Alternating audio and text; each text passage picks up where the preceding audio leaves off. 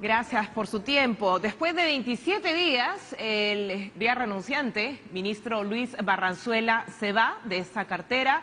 Entró con cuestionamientos, sale de la misma forma, aunque él, hasta el último minuto, negando que se produjo esta reunión en su casa. ¿Cuál es la lectura que tiene de estas últimas horas en cuanto a plazos, demoras, decisiones respecto a su salida y demás? Bueno, en principio creo que es un acierto del presidente Castillo que haya optado por pedirle la renuncia al ministro del Interior. Como sabemos, la primera ministra Mirta Vázquez había ya marcado ciertos límites, había pedido en las explicaciones del caso respecto a esta fiesta que se había elaborado en la casa del ministro. Y a partir de esto, ella misma había sacado un tuit públicamente, ¿no? En donde había mencionado que iba a coordinar las decisiones necesarias, digamos, con el presidente Castillo. Entonces, aquí hay dos cosas, ¿no? Primero, que tenemos una primera ministra, digamos, que no se aferra al cargo, porque ha sido una medida muy audaz de su parte marcar un límite de esa manera. El mensaje que ella ha querido dar es o él o yo. Lo cual es algo que habla muy bien de ella. Y por otro lado, Pedro Castillo pues ha tenido que optar justamente por esta decisión y ha optado por una decisión sensata esta vez, pero esperemos que este ministerio no se llene de alguien que pueda generar más rechazo en la oposición, sobre todo en un momento en donde se necesita dar el voto de confianza al gabinete. Con su salida, ¿se cierra este episodio de crisis política?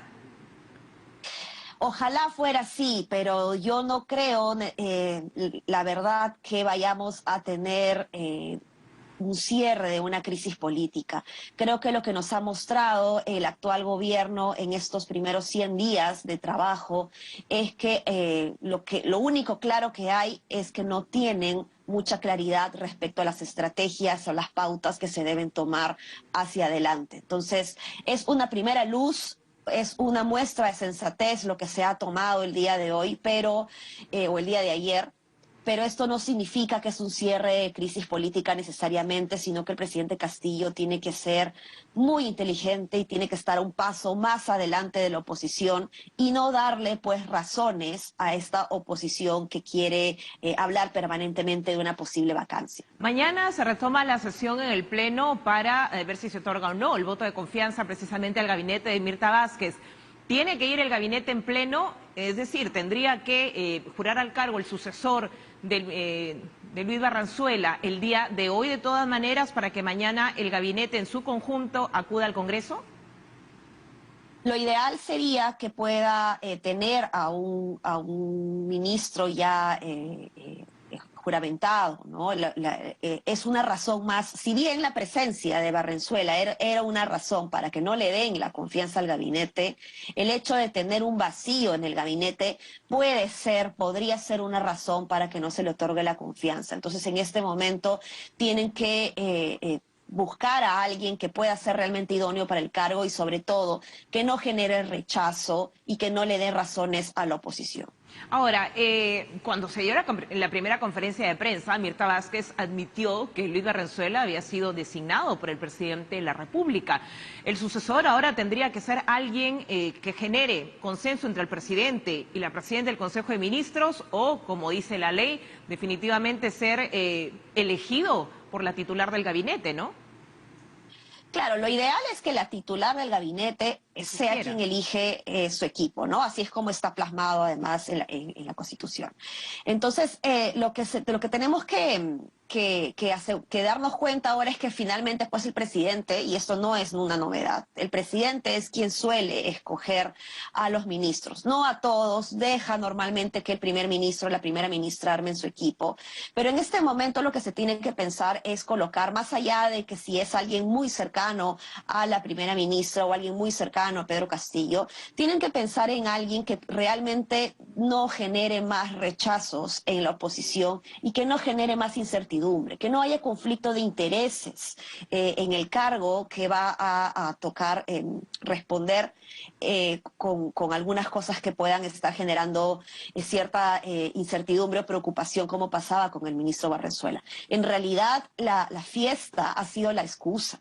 No ha sido necesariamente la única razón por la que se está yendo. Ha sido la gota que ha derramado el vaso y no podemos los peruanos seguir viviendo con estos sobresaltos de que si se va, se queda, qué va a pasar, a quién van a poner de nuevo.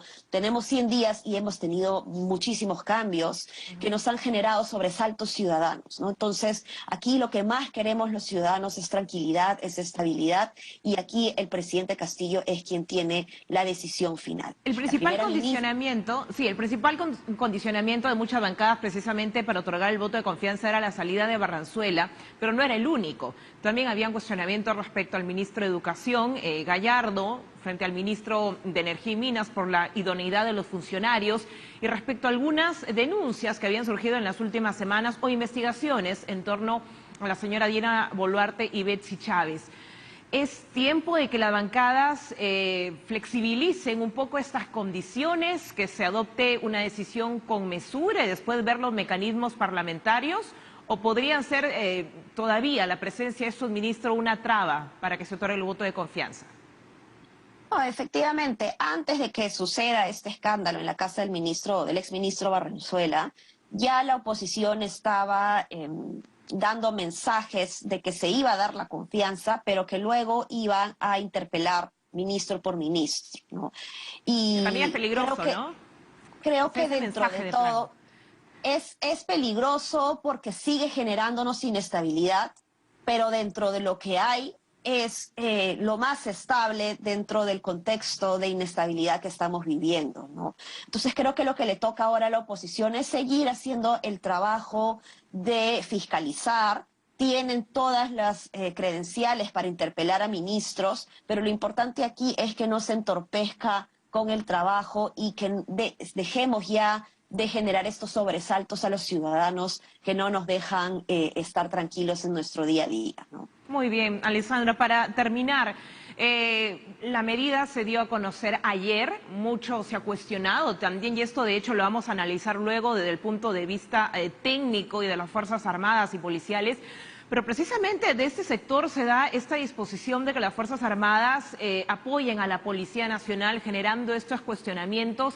¿Esto linda más con lo técnico o hay un sesgo político, como muchos han deslizado en estas decisiones? ¿Cuál es su interpretación? La norma no es muy clara, realmente yo la voy a usar como un ejemplo en mi clase de diseño de políticas públicas porque tiene varios errores. En principio, toda norma tiene que tener un objetivo claro y en este caso se habla de velar por el orden interno, pero no es claro específicamente a qué se refiere, ¿no? Ya al inicio de la pandemia se había solicitado el apoyo de las Fuerzas Armadas para de manera específica ayudar al recurso humano policial para asegurar que la gente esté cuidando con los protocolos debidos, digamos, en los primeros días de confinamiento.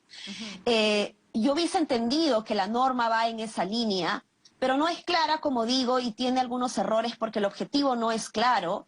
Y ya si lo queremos llevar al punto de la lucha contra la inseguridad ciudadana, uno tiene que preguntarse dos cosas. ¿Qué dice la evidencia respecto a poner Fuerzas Armadas en las calles para combatir la inseguridad ciudadana? La evidencia de países latinoamericanos que han hecho esto, lo que nos dice es que se genera finalmente más violencia. Entonces no acabamos con el objetivo que queremos lograr, que es reducir la violencia o aumentar la paz social. Eso no sucede y termina siendo contraproducente. Hay una preocupación incluso por la vulneración a los derechos humanos, ¿no? Efectivamente, y tenemos que ser conscientes de que las Fuerzas Armadas han sido preparadas para trabajar temas totalmente distintos a los que trabaja la fuerza policial, ¿no? Entonces, las armas que usan son totalmente diferentes, las estrategias que tienen son otras. Entonces, yo no me opongo, particularmente como técnica, a que las Fuerzas Armadas ayuden a trabajar a la policía si es que lo que hace falta es recurso humano, pero por lo que sí me opongo, lo que sí puedo criticar es la razón por la que las Fuerzas Armadas estarían trabajando o De acuerdo. uniéndose a esto, ¿no? Entonces hay que tenerlo clarísimo en una norma, sobre todo con un tema tan sensible que puede generar mucha preocupación a la ciudadanía y a los líderes de opinión. Claro que sí, de eso nos vamos a abocar precisamente en los próximos minutos. Alexandra Ames, analista política, muy amable, gracias por su tiempo.